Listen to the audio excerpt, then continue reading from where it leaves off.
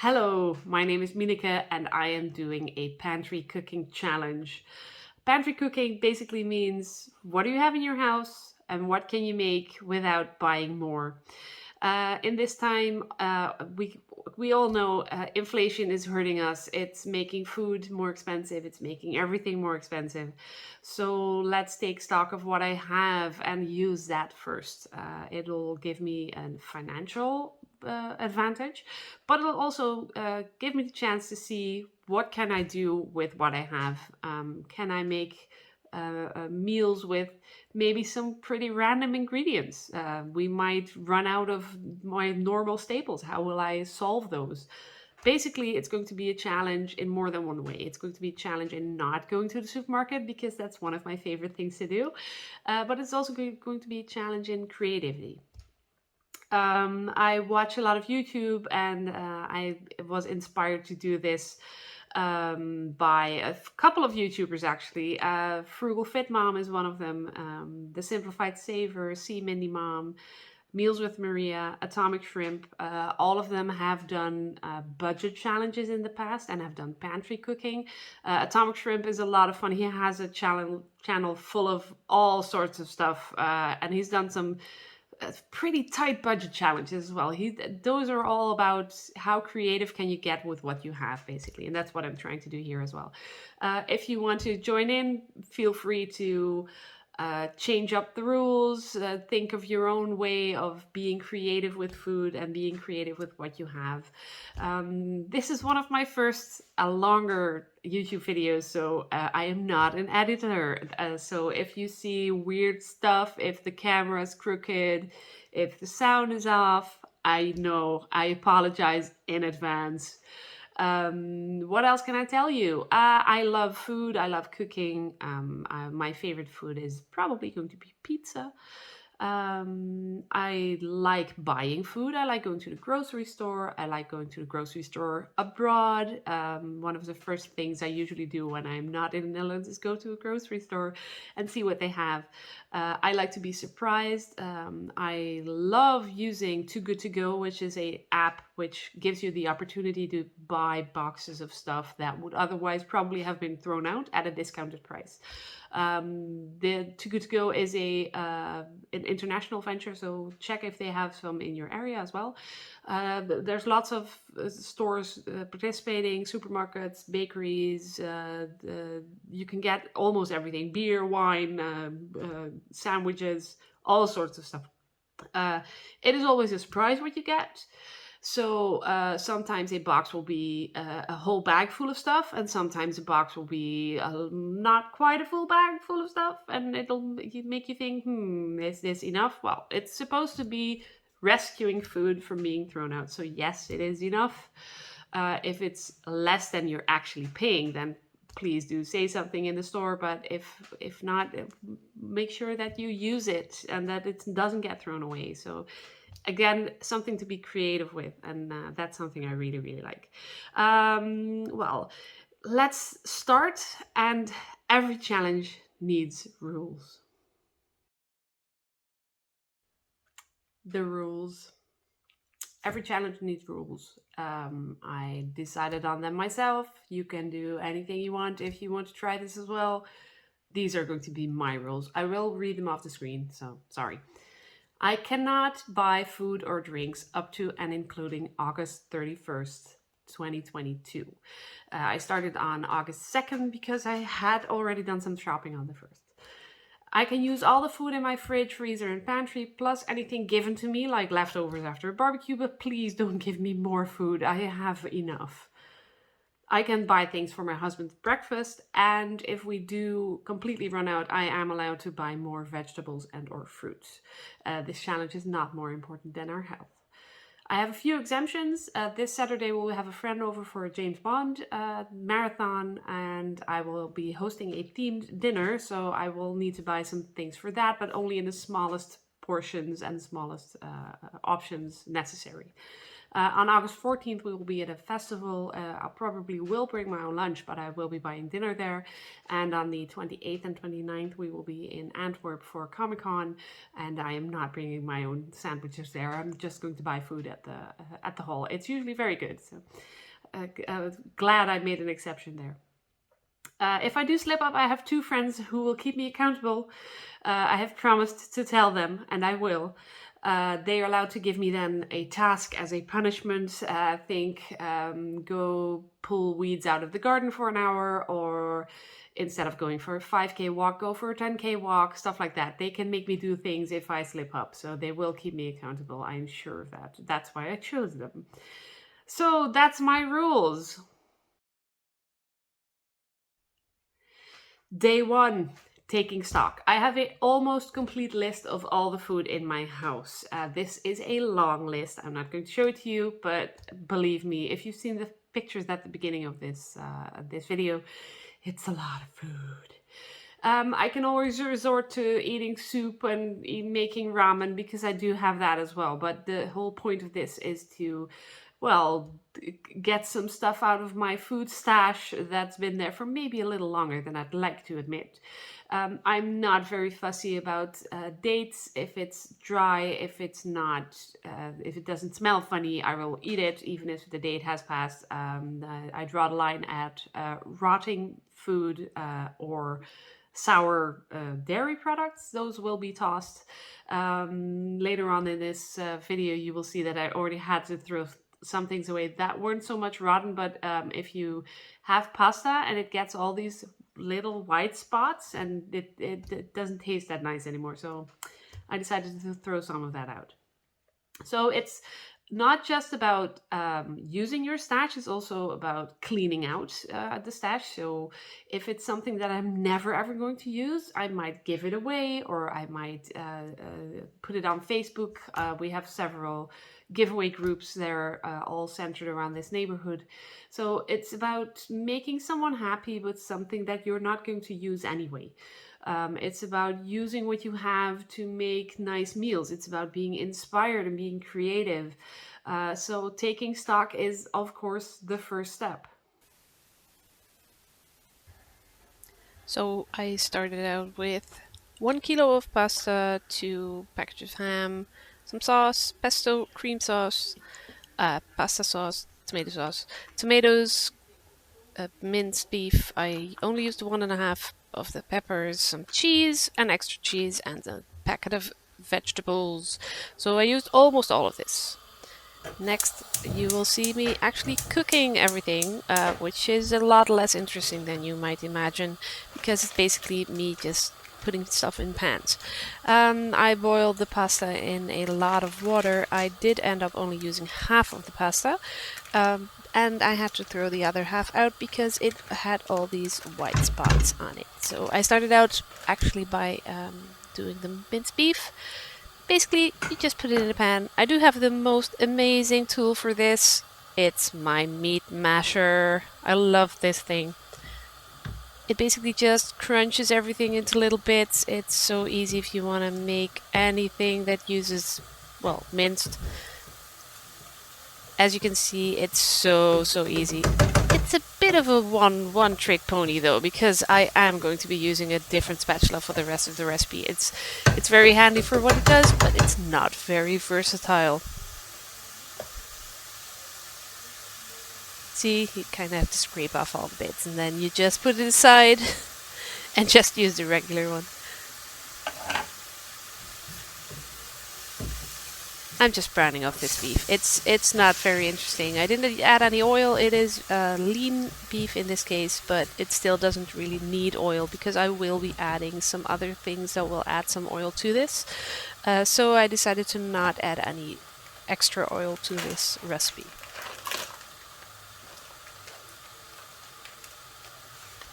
Now next up, the ham. This is basically going to be the main part that gives us our fats in this recipe, because, well, ham is a more fatty meat than lean beef is, of course.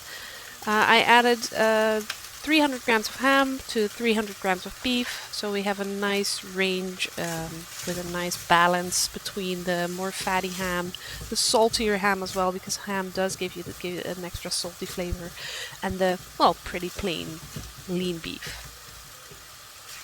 It also gives them different textures because the ham is sliced in blocks or little strips actually, and the beef is just minced, so that gives a very smooth texture, whereas the ham stays a bit chunkier. So let's make some room for the vegetables. First of all, I added 1.5 bell peppers. This came down to 250 grams, just about, which is, well, not a lot if you can see how much food I'm ending up with, but I am adding 400 grams of mixed vegetables. These were frozen. I freeze them myself. I buy them on sale and then I just put them in the freezer. So they are very wet, but since this is a pasta sauce, it doesn't need to be super crunchy and fresh. I just toss it in and it'll blend into the sauce really, really well. I do this all the time. You can buy these packages everywhere here. I like the, well, easiness of it. They're not too expensive. They give you 400 grams of vegetables, which should be enough for 2 people, or for 4 if you're adding anything else like the bell pepper in this case. This one is a mix of, I think it's cabbage and some other stuff, onion, carrots. In goes a can of diced tomatoes.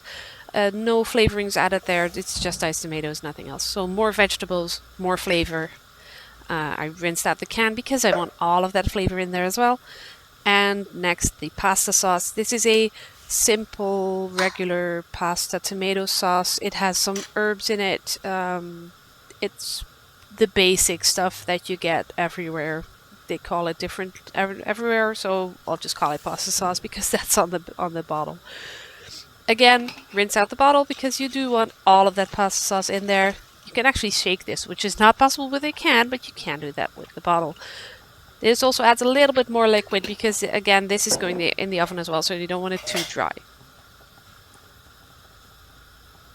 So this is most of the things that I'm adding into the sauce for now. I'm also going to be adding some herbs and spices. There's also already some in the sauce, but this needs a little bit more because it would be, well, quite bland. I do salt my pasta water, so I'm not adding a lot of salt here. I will be adding some herbs and spices, mainly herbs in this case because, well, we're not a very spicy family.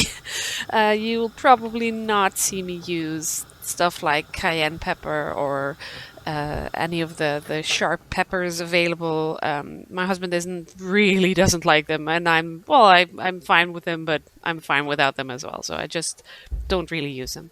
So onto the spices. Oh, this is actually we recently bought new pans, and all of them have these drainage holes, which makes it so easy. I don't have to use a strainer. I don't have to use anything except for the pan itself. Just pop on the lid and drain it right into the sink. You can choose what the drainage holes for what you're using. The smaller holes are excellent for stuff like rice. The bigger holes for things like this pasta. Actually, I could have used the biggest hole of all of them because it still took a long time to drain. But oh well, I'm not in a rush. I'm making pasta. It's not like I'm doing any fast food here. Meanwhile, the sauce is bubbling away. It's getting heated up. All the flavors are meshing a little bit. This did take a bit longer than I expected, so it got a good chance for the vegetables to all cook down a little bit, as well as absorbing all of that lovely sauce.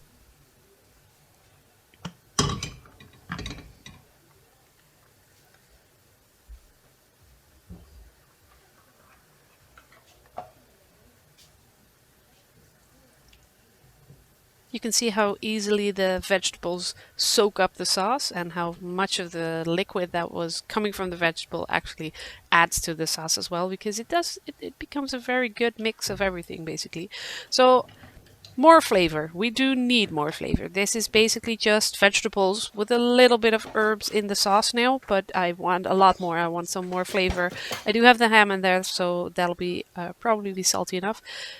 I have a jar of Italian spices, but there's not Italian spices in there. It's Provençal spices. Most of the herbs in there will be the same, so I basically use them almost interchangeably. If I want a more Italian flavor, like I do in this case, I will add some oregano. You can add some basil.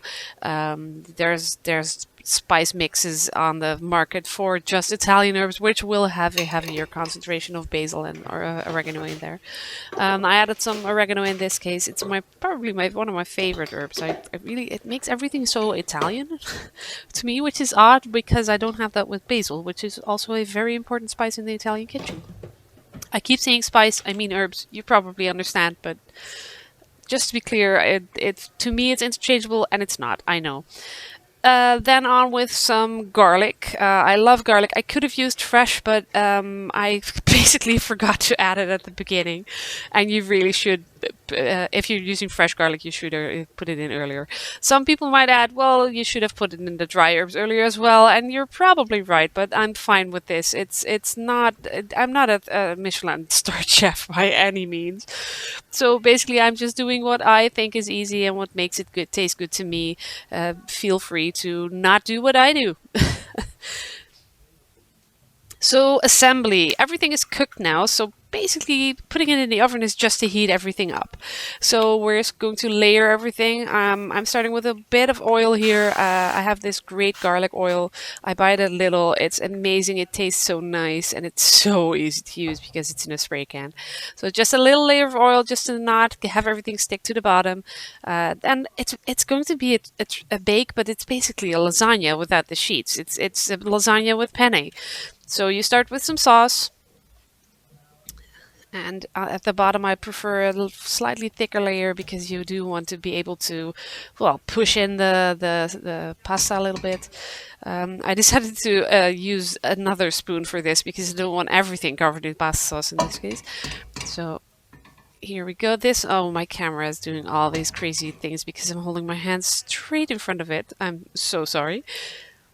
So a layer of pasta sauce, a layer of pasta. You can press it in a little bit because it will not lay as flat as nicely as lasagna would. Oh, one escaped. So make it a nice layer. I'm going to do, I think I ended up doing 3 layers of pasta, so I wanted to make them a little bit even. It's going to be a vehicle for the sauce, basically. My camera is now focusing very nicely on my ladle, but you get what I'm doing here. I'm making a lasagna, but with penne instead of pasta sheets. So you understand what I'm doing.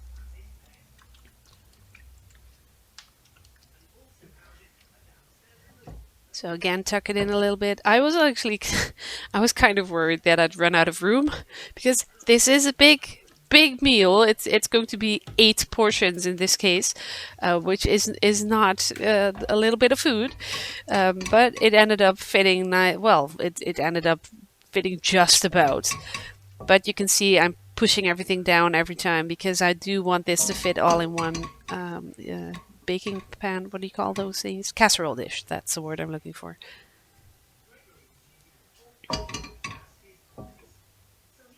So there's 2 ingredients we haven't used yet. One is the cheese, which will of course be last, and the other one is actually the pesto cream sauce that I showed you at the beginning. I got this in a Too Good To Go box. It's just a cream sauce with pesto. It turns out to be very nice. It tastes really good. It has a quite strong pesto flavor, but it's not as acidic as some pestos can be, and not quite as tart because of the cream. So you get this really, really lovely creamy layer. If you don't have this sauce, which I'm going to think you don't. I can do this with just pesto as well. I've used some leftover white sauces. I've made my own white sauce. You can add anything. You don't have to put in another layer. I like it because it gives an extra depth of flavor as well, a whole new type of flavor. But you can just use the red sauce and the pasta if you like. And I mean, it's your dish. You can do anything you want basically. So I ended up using the entire package, which is sort of the idea behind this challenge, to use up stuff that I've got. And I used this up very nicely.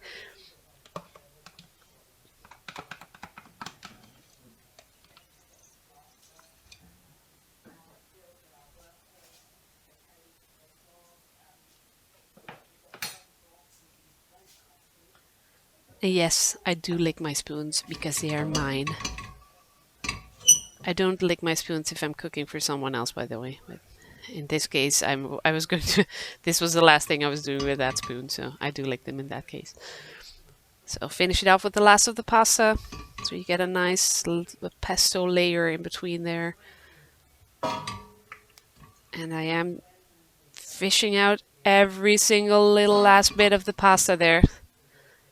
None of them can escape. And as you can see, this is the point where I was going, is this all going to fit in this dish? Well, it did, but it's a bit of a squish. So, as you can see, I've got a nice heaped dish here. And that's the reason why this turned out to be 8 portions, no less. More than I had expected. I had expected it to be around, well, 6.5. So the last portion would probably have been lunch in that case. But this is a lot of food. I mean, it's good. It'll feed us, and that's the whole point. So on to the rest of the sauce. I am finishing up all the sauce here as well. If I were to do this again, I'd probably use a little less pasta because this is a lot of pasta for this dish. And if you have a little more room, then you can more easily store it. You can more easily put it in the oven because in this case you have to be quite careful not to let everything spill. This is not a very liquid sauce, but still it will move around a little bit if you move it around, move the dish around. Plus, because it's so heaped, I can't actually get the sauce all the way across all the pasta. So some of the pastas in the oven, they baked quite crispy. And my husband, he thought at first that this was just raw pasta, but it's not. It's cooked, baked. So then you get the crispiness. I really, really like that. And you also get like the crunch of it, and that's something that appeals to me. I ended up not using the extra cheese that I have. I only use the one in the bag. Again, my husband is not a big fan of cheese. He's fine with it. I'd use all the cheese if I could, but well. And this is the result before it went in the oven. So afterwards, this is the result afterwards, and it was so, so nice. Look at it. All the you can see the crispy bits as well. You can see the crunchy sticking out bits of pasta. All the cheese is melted so nicely, and all this sauce has gone all gooey and stuff. It was really, really good. It tasted really nice. It gave us 8 portions, like I said, and this is an excellent start to my challenge. So I'll just let's show you how much this actually is, because it looks like just a dish, but if you see the size of this ladle, this is a full-on soup ladle. This is going to be about 1/8 of the total, and this is a big pasta bowl I have here. My husband eats his breakfast out of it. He always eats oatmeal. This is a big bowl. This is a lot of food, basically with things I already had in house. So it's good. It's a good start for my challenge. We had a lovely, lovely dinner, and we're going to have more of these lovely, lovely dinners. We ended up eating this for 2 nights in a row, and then I put the rest in the freezer. So we will have some for the next few days. I will be changing out a lot of the stuff in my freezer for filled portion bowls with Tupperware. Well, not Tupperware, the brand, but you know what I mean, all the plastic food storage containers. So in the next few weeks, we'll be eating a lot of things a few times. This is what it looks like when I'm serving it, and all the jars all the Tupperware is already ready.